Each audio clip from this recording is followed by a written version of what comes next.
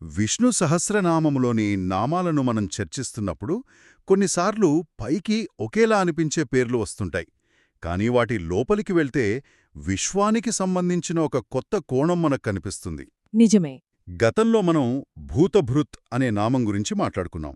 అంటే జీవులను భరించేవాడు, పోషించేవాడు అని. అవును. కాని దాని తర్వాత వచ్చే 9వ నామమే భూతభావనః. ఇది కూడా దాదాపు అలాగే అనిపిస్తుంది. కాని ఈ రెండింటి మధ్య చాలా పెద్ద తేడా ఉంది. చాలా పెద్ద తేడా ఉంది. ఆ రహస్యాన్ని ఛేదించాలంటే మనం భావన అనే ఒక్క పదాన్ని పట్టుకోవాలి. ఈరోజు మన చర్చంతా హైదరాబాద్లోని శ్రీ గాయత్రి జ్యోతిష విద్యాపీఠం వారందించిన మూలాల ఆధారంగా ఉంటుంది. సరే, ఈ భావన అనే పదం యొక్క లోతుల్లోకి వెళ్దామా? తప్పకుండా.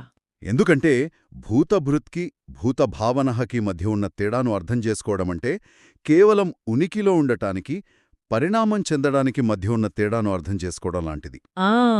ఆ తాళం చెవి భావన అనే పదం దగ్గరే ఉంది. సరే, అయితే మొదలు పెడదాం. ఈ భావన అనే పదాన్ని ఎవరైనా మామూలుగా వింటే ఏమనుకుంటారు? ఒక ఆలోచన, ఒక ఫీలింగ్, అంతే కదా? వ్యాకరణం ప్రకారం కూడా బహుశా ఇదే అర్థముంటుందేమో. అవును, మీరు సరిగ్గా పట్టుకున్నారు. వ్యాకరణవేత్తల ప్రకారం భావన అంటే ఒక మానసిక చర్య. ఓ. ఒక ఆలోచన చేయడం, ఒక ఉద్దేశ్యాన్ని మనసులో పెట్టుకోవడం. చాలా ప్రాథమికమైన నిర్వచనమిది. కాని ఇది మరీ సింపుల్గా అనిపిస్తోంది.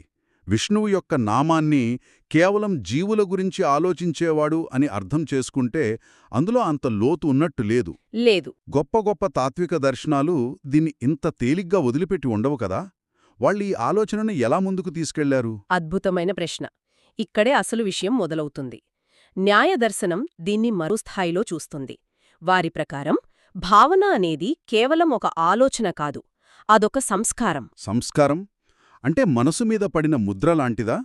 మనం ఏదైనా ఒక పనిని పదే పదే చేస్తే అది మనకు అలవాటుగా మారిపోతుంది గదా, అలాంటిదా? సరిగ్గా అదే. కాని ఇది కేవలం అలవాటు కాదు. ప్రతి అనుభవం, ప్రతి ఆలోచన మన చైతన్యంపై ఒక సూక్ష్మమైన ముద్ర వేస్తోంది. ఓకే. ఈ ముద్రల సమూహమే సంస్కారం. న్యాయదర్శనం ప్రకారం ఈ భావన అనే సంస్కారం సరియైన మార్గంలో పెంపొందించుకుంటే అది మనల్ని పరమ చైతన్యం అనే వాస్తవాన్ని గుర్తించడానికి దారితీస్తుంది.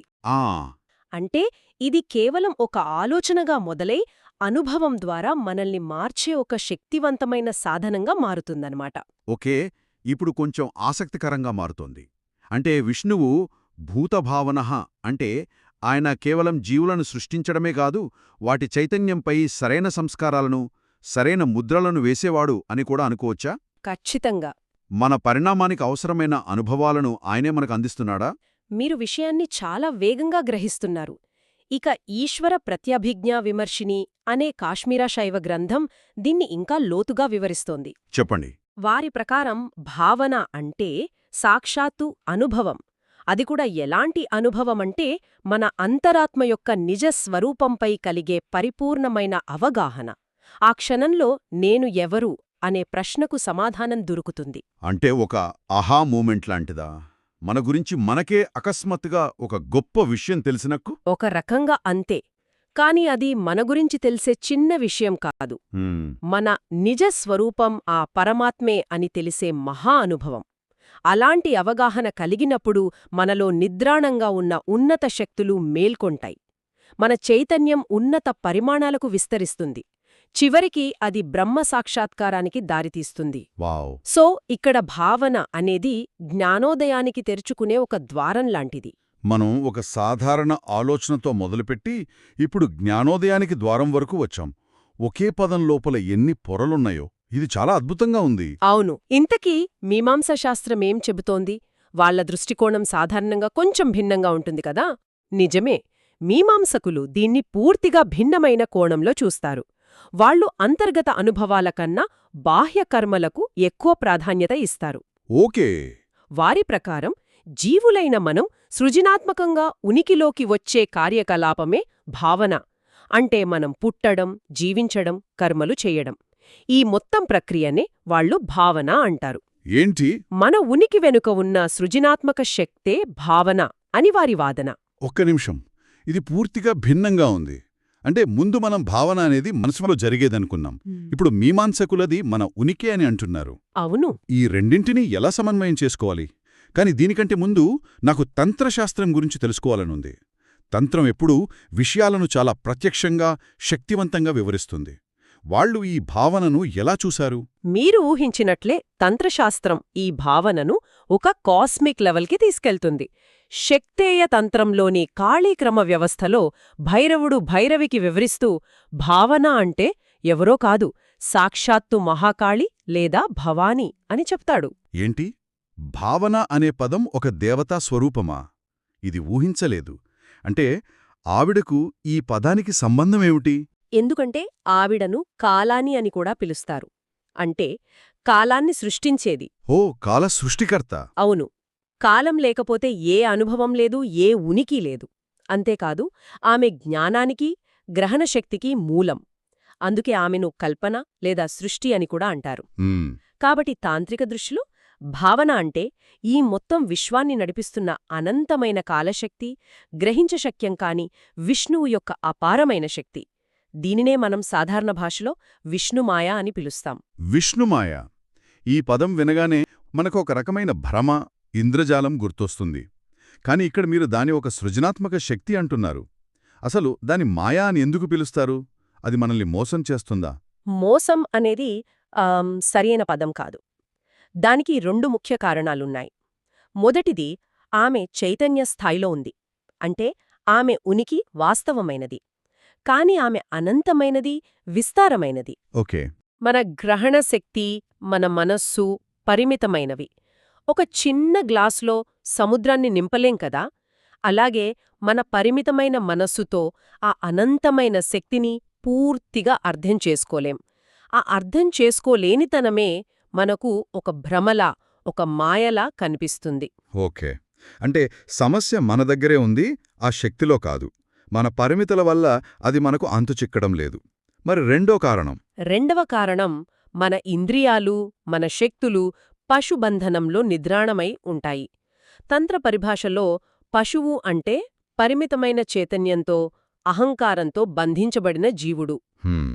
ఈ స్వీయ నిర్బంధం వల్ల ఆ విశ్వశక్తి మన చుట్టూ ఉన్నప్పటికీ మనకది కనిపించదు, అనుభవంలోకి రాదు. మన స్పృహకు అందనిదిగా ఉంటుంది. మనం చూడలేనిది లేదని అనుకుంటాం. అదే అసలైన మాయ. ఈ స్వీయ నిర్బంధం అనే మాట చాలా శక్తివంతంగా ఉంది. అంటే మనల్ని మనమే బంధించుకున్నామన్నమాట. ఈ బంధానికి కారణమేమిటి? దీనికి మూలం అహంకారం. అంటే నేను వేరు, ఈ విశ్వం వేరు అనే భావన. ఈ భావన 2 రకాల దోషాల వల్ల కలుగుతుంది. వీటిని అర్థం చేసుకుంటే మాయ ఎలా పనిచేస్తుందో స్పష్టమవుతుంది. మొదటిది ఆవరణ దోష. ఆగండి. ఇవి చాలా టెక్నికల్ పదాలు. ఒక్కొక్కటిగా విడమర్చి చెబుదాం. ముందుగా ఆవరణ దోష అంటే ఏమిటి? ఆవరణ అంటే ఒక కవచం లాంటిదా? సరిగ్గా అంతే. మనల్ని మనం ఒక చిన్న గుర్తింపులో బంధించుకోవడం. అంటే నేను ఈ శరీరం, నేను ఈ మనస్సు, నేను ఈ పేరు, నేను ఈ వృత్తి అని అనుకోవడం. మన అనంతమైన స్వరూపాన్ని మర్చిపోయి ఒక చిన్న గోడల మధ్య మనల్ని మనం బంధించుకుంటాం. ఆ గోడలే ఆవరణం. ఆ దోషమే ఆవరణ దోష. ఓకే, అర్థమైంది. ఒక విశాలమైన భవనంలో ఉంటూ కూడా మనల్ని మనం ఒక చిన్న గదికి పరిమితం చేసుకోవడం లాంటిది. అవును. మరి రెండోది విక్షేప దోష అన్నారు. అదెలాంటిది? ఇప్పుడు మనం ఆ గదిలో బంధించబడ్డాం గదా, ఆ గదికున్న కిటికీల నుండి మన దృష్టి ఎప్పుడూ బయటి ప్రపంచం వైపే ఉంటుంది. మన ఇంద్రియాలు ఎప్పుడూ బయటి విషయాల వెంట పరుగెడుతూ ఉంటాయి. ఉంది. నిజమే. ఆ బయటివైపు దృష్టి సారించడమే విక్షేప దోష. అద్భుతం. ఇప్పుడు చాలా స్పష్టంగా ఉంది. ఆవరణ దోషం మనల్ని ఒక చిన్న గదిలో బంధిస్తే, విక్షేప దోషం ఆ గదిలో ఉండి కూడా మనల్ని బయటికి చూసేలా చేస్తుంది. అసలు మనం ఉన్న గదిని కూడా గమనించనివ్వదు. సరిగ్గా చెప్పారు. ఈ రెండూ కలిస్తేనే మాయా అనే అనుభవం కలుగుతుందన్నమాట. ఖచ్చితంగా. ఈ విష్ణుమాయ ఎంత శక్తివంతమైనదంటే పురాణాల ప్రకారం బ్రహ్మ వంటి దేవతలు కూడా దాని ప్రభావానికి లోనవుతారు. అష్టావక్ర గీత అయితే ఈ అచింత్యమైన అంటే ఆలోచనకు అందని శక్తి గురించి ఆలోచించడమే ఒక వ్యతిరేకమైన పని అంటుంది. ఎందుకని? ఎందుకంటే మన ఆలోచనలే ఆ మాయలో భాగం. పరిమితమైన మనసుతో అపరిమితమైన దాన్ని ఎలా అర్థం చేసుకోగలం? ఇది నిజంగా ఒక చిక్కుముడిలా ఉంది. మనం ఒక జైల్లో ఉన్నాం, కానీ ఆ జైలు ఊచలు మన ఆలోచనలతోనే తయారయ్యాయి. మరి దీనికి పరిష్కారం లేదా? మనం ఈ మాయ నుండి, ఈ పరిమితుల నుండి బయటపడటం అసాధ్యమా?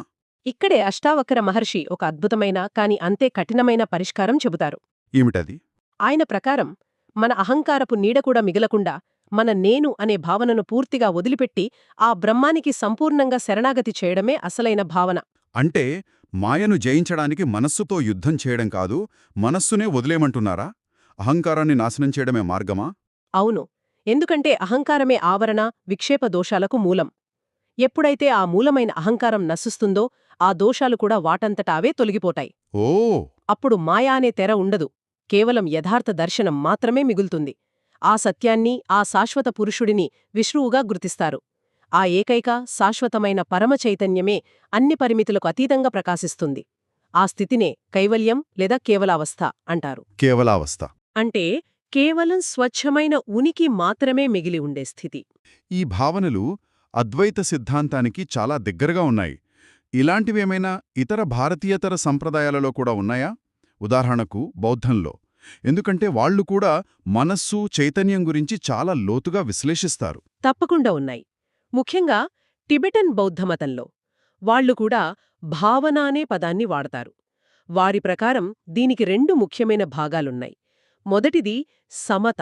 సమత అంటే మన దృక్పథంలో సమానత్వం.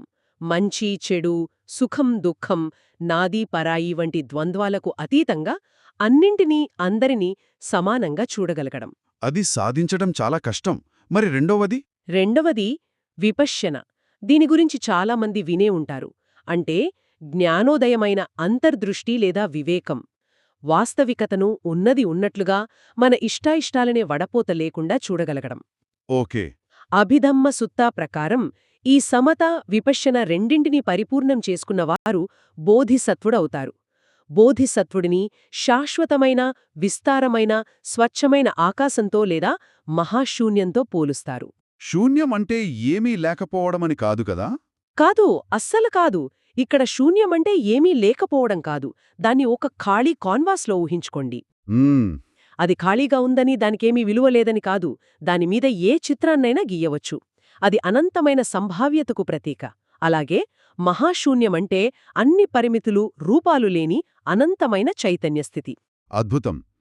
మనం భావన అనే ఒకే పదం నుండి మొదలుపెట్టి వ్యాకరణం, న్యాయం, తంత్రం, బౌద్ధం ఇలా ఒక పెద్ద ప్రయాణం చేశాం. అవును. ఇప్పుడు అన్ని ముక్కలను ఒకటిగా చేర్చే సమయం వచ్చింది. ఈ విశ్లేషణ అంతా విన్న తర్వాత ఇప్పుడు చెప్పండి, భూత భావనః అనే నామానికి అసలైన, సంపూర్ణమైన అర్థమేమిటి? ఇప్పుడు మనం ఆచార్య శంకరులు చెప్పిన నిర్వచనం దగ్గరకు వస్తే అది మనకు పూర్తి స్పష్టతనిస్తుంది. వారి ప్రకారం భూతాని భావయతి, జనయతి, వర్ధయతి ఇతివా భూతభావనః. దీన్ని కొంచెం విడమర్చి చెప్పండి. భూతాని జనయతి అంటే జీవులను సృష్టించేవాడు. ఇది మొదటి అర్థం. భూతాని భావయతి, వర్ధయతి అంటే జీవులను పోషించి పెంచేవాడు. ఇక్కడే మనం ఇంతసేపు చర్చించుకున్న భావన యొక్క లోతైన అర్థాలు ఉపయోగపడతాయి. ఓకే. ఇక్కడ పెరుగుదల అంటే కేవలం భౌతికంగా, మానసికంగా ఎదగడం మాత్రమే కాదు. అసలైన పెరుగుదల అంటే పరిమితమైన జీవాత్మ అనంతమైన విష్ణు చైతన్యంలోకి విస్తరించడం. అంటే ఒక చిన్న నీటి బిందువు నెమ్మదిగా పెరిగి చివరికి సముద్రంలో కలవడం లాంటిదా? సరిగ్గా అదే. ఈ ఆధ్యాత్మిక పరిణామం దైవానుగ్రహం వల్ల మనలో ఉన్నత శక్తులు మేల్కొనడం ద్వారా జరుగుతుంది. అంతిమంగా జీవుడు కైవల్య స్థితికి చేరుకుంటాడు. అదే విష్ణువు యొక్క పరమపదాన్ని అడేయడం. కాబట్టి భూతభావనః అంటే జీవులను సృష్టించి వారికి భౌతిక పోషణ ఇచ్చి వదిలేయడం కాదు, వారికి పరిమితమైన ఉనికి నుండి అనంతమైన చైతన్య స్థితికి ఎదిగే మార్గాన్ని, ఆ ప్రయాణానికి అవసరమైన పోషణను కూడా ప్రసాదించేవాడు అని అర్థం. మొత్తం మీద ఇప్పుడు నాకు స్పష్టంగా అర్థమైంది. భూతభృత్ అంటే మనల్ని బ్రతికించేవాడు. ఆయన మనకు